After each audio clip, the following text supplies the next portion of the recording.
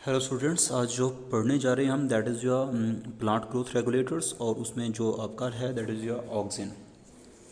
तो plant growth regulator की बात करें तो सबसे पहले बात करें दैट इज़ फाइटो हार्मोन जो हमने पढ़ लिया है।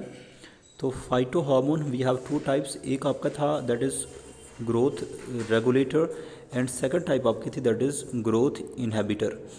ग्रोथ रेगुलेटर में हम ऑलरेडी पढ़ चुके हैं that is we have auxin, gibberellin, cytokinin.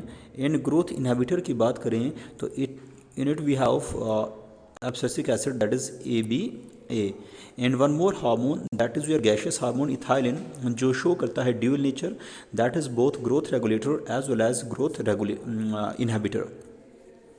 आज जो हम पढ़ेंगे तो we deal with plant growth regulator और प्लांट ग्रोथ प्रमोटर्स।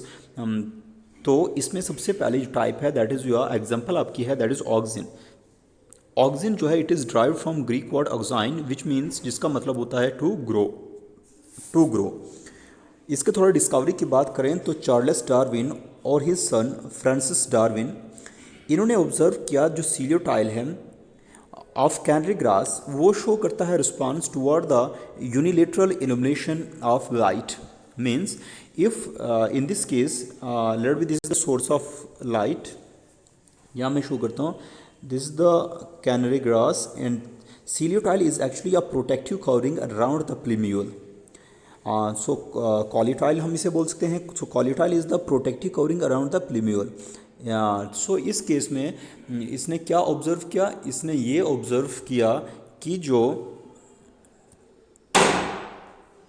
इसने क्या ऑब्जर्व किया कि जो कॉलिटाइल है कैनरी ग्रास की शो करता है that is response towards the source of light. So let be this is the main stem initial stage की बात करें। सो इसके अराउंड ये प्रोटेक्टिव कवरिंग इसे बोलते हैं सीलियोटाइल।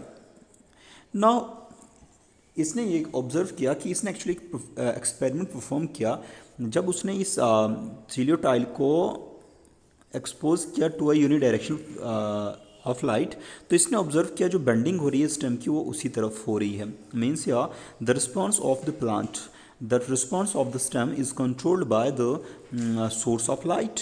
बट जब इसने सीलियोटाइल को कट किया मतलब टिप को कट कर किया तो ही फाउंड दैट स्टेम में कोई रिस्पॉन्स प्रोड्यूस नहीं हुआ। देन ही ऑब्जर्व कि in the coleoptile in the tip part that is the tip of the ciliotile there is something that causes the bending of entire ciliotile। उसके बाद FW went था उसने आइसोलेट किया auxin from the tip of coleoptile of the oat seedling. तो actually ये पाया गया कि ये जो बेंडिंग हो रही है वो किसकी वजह से हो रही है। ये बेंडिंग जो हो रही है ये हो रही है एक हार्मोन केमिकल तो वो किसकी वजह से हो रही है, ये हो रही है due to presence of hormone and the hormone is your auxin. उसके बाद ऑक्सीजन जो था was first isolated from human urine. And auxin की बात करें तो ये प्रोड्यूस कहाँ पर होता है। So auxin is produced so auxin are produced by the growing apex of the stem as well as roots and वहाँ से ये माइग्रेट होते हैं to the region of their action. तो mainly in the apical region इसकी production होती है और वहाँ से ये ट्रांसपोर्ट होता है डिफरेंट रीजन में in order to perform their that is function. उसके बाद ऑक्सिन की टाइप्स की बात करें तो mainly we have two types of auxin. One is your natural auxin and other is your synthetic auxin. Natural auxin जो हैं they are isolated from the plants, they are produced inside the plants. And synthetic की बात करें तो of course you know that is this are the main made. ठीक है। So natural auxin में आपकी जो इंपॉर्टेंट एग्जांपल है that is your indole 3 acid and indole butyric acid. ये आपका बहुत ही ज़्यादा इंपॉर्टेंट है, ये याद रखा करो। सो नेचुरल ऑक्सिजन क्या है that is indole 3 acid and indole butyric acid. उसके बाद आपका आता है सिंथेटिक ऑक्सिजन और सिंथेटिक ऑक्सिजन में जो आपका है most common that is your NaA is your naphthalene acetic acid and दूसरा आपका है 2,4-D that is two four dichlorophenoxy acetic.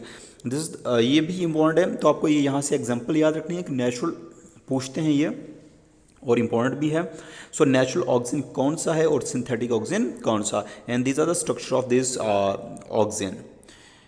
Okay, now we talk about the function of auxin. सबसे पहले ऑक्सिन जो है इसका फंक्शन होता है ऑफ कोर्स, क्योंकि ये क्या है, ग्रोथ रेगुलेटर है, तो मतलब इसका जो है पॉजिटिव ही इफेक्ट होगा किस पर, ग्रोथ पर। तो इसका फर्स्ट फंक्शन है it helps in the initiation of roots in stem cutting. जब हम वेजिटेटिव प्रोपोगेशन एक प्रोसेस है जिसमें हम वेजिटेटिव पार्ट्स को यूज़ करते हैं प्लांट्स के for the propagation of, for the production of new plants. तो मेनली उसमें एक प्रोसेस आपका था स्टेम कटिंग। स्टेम कटिंग में हम क्या करते हैं, जब हम किसी स्टेम को कट करते हैं तो उसे हम क्या करते हैं, सीधा यहाँ पर जैसे है, तो उसे हम क्या करते हैं कि ऑक्सिन से उसे ट्रीट करते हैं। और ऑक्सिन का क्या फंक्शन होता है, ऑक्सिन जो है उसमें रूट जो है वो इनिशिएट करता है, दैट इज़ रूटिंग। उसके बाद जो है ये फ्लावर प्रोमोट करता है flowering and mainly in case of pineapple. After that ये प्रिवेंट करता है fruits and leaf drop at earlier stage and the falling और drop of this fruit and flower, immature fruits and flower, उसे हम बोलते हैं abscission. क्या बोलते हैं, दैट इज एब्सेशन यहाँ पर है। सो ये प्रिवेंट करता है abscission in immature fruits and leaves, but promote करता है abscission of older leaves and fruits. उसके बाद ऑक्सिन जो है ये इंड्यूस करता है parthenocarpy and mainly in case of tomato. And what this parthenocarpy is, it is the production of what, seedless fruits. So production of seedless fruits उसे हम बोलते हैं पार्थिनोकार्पी। सो इंड्यूस करता है parthenocarpy in tomato. Then these are also used as herbicides. Important है यहाँ से कि which auxin is used as a herbicide, और हर्बिसाइड्स में मेनली जो यूज़ किया जाता है that is your 2,4-D। Okay, that is it is a synthetic auxin. उसके बाद ये कंट्रोल करता है xylem differentiation and helps in cell division. So xylem की डिफ्रेंशिएशन में भी हेल्प करता है एंड साथ में सेल डिवीजन में भी ये हेल्प करता है। One more important function of auxin is कि ऑक्सिन की बात करें तो it is responsible for apical dominance. Apical dominance actually होता क्या है कि जो एपिकल रीजन होता है, apex of the plant, that is the apical region of the plant, it suppresses the growth of little branches या little buds, and the suppression of the growth of little birds by the apical bird is known as apical dominance। तो हम क्या करते हैं, जब इस apical dominance apical reason को, epics को कट कर देते हैं, देन जो लिटिल बर्ड्स हैं दे शो प्रीफ्यूज ब्रांचिंग। वो क्या करते हैं, वो प्रीफ्यूज ब्रांचिंग शो करते हैं। इसका मतलब कहीं ना कहीं ये जो आपका एपिकल रीजन है वो लिटिल बर्ड्स की ग्रोथ पर या लिटिल ब्रांचेस की ग्रोथ पर जो है डोमिनेंट है।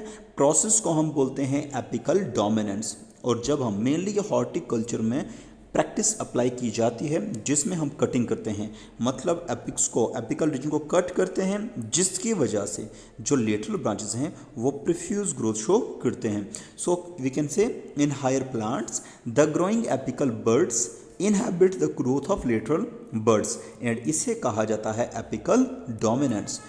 Now the removal of shoot tip, जिसे हम बोलते हैं removal of shoot tip, we use term decapitation. इसकी वजह से क्या होता है, जो लिटिल बर्ड हैं वो ग्रो करते हैं और मेनली इसे यूज़ किया जाता है in tea plantation as well as in hedge making. So ये आपका था, that is your auxin and function of auxin. उसके बाद जो दूसरा हार्मोन है it is also a growth regulator, that is your gibberellin. Gibberellin जो है it is a acidic plant growth regulator. याद रखना, this is important. So it is a what we can say that it is a acidic plant growth regulator. किसने observe किया सबसे पहले, ई Kurosawa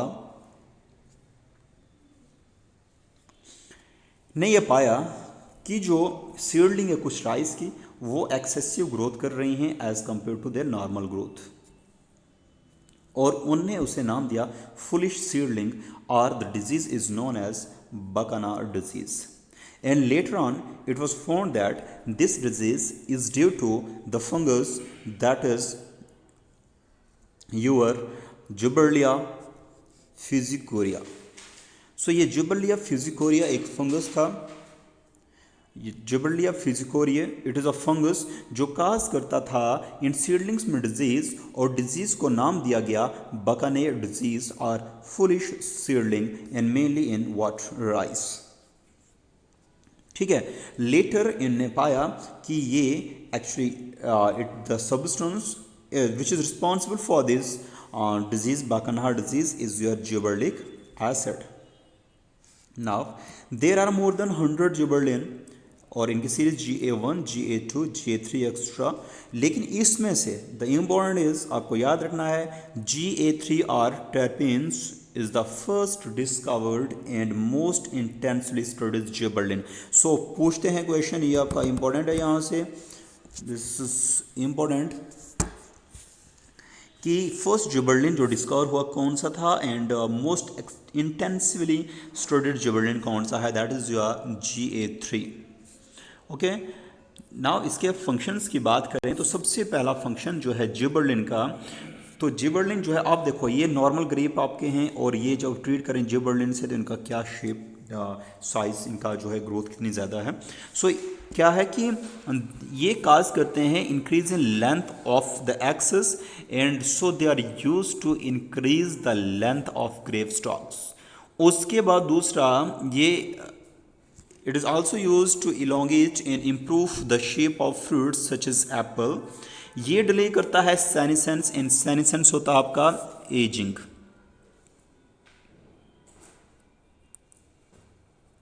Senescence is what in term of plants used term aging। So the fruits can be left on the tree to extend the market period। So हम aging को delay करके उनके जो fruits से उनके life period को हम extend कर सकते हैं, बढ़ा सकते हैं। इसके बाद GA3 जो है it is used to speed up malting process in brewing industries. So it is also used in brewing industry for malting process. उसके बाद जिबरलिन जो है अगर बात की जाए तो मतलब इसका हॉर्टिकल्चर एंड एग्रीकल्चर में बहुत सारा यूज़ होता है इन हार्मोन्स का।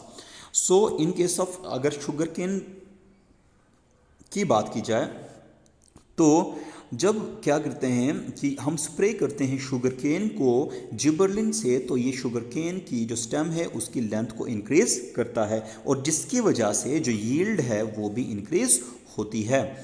After that we also see that कि just spraying juvenile conifers with GAS hasten the maturity period and it leads to earlier seed production। and we also use term for bolting internode elongation just prior to flowering।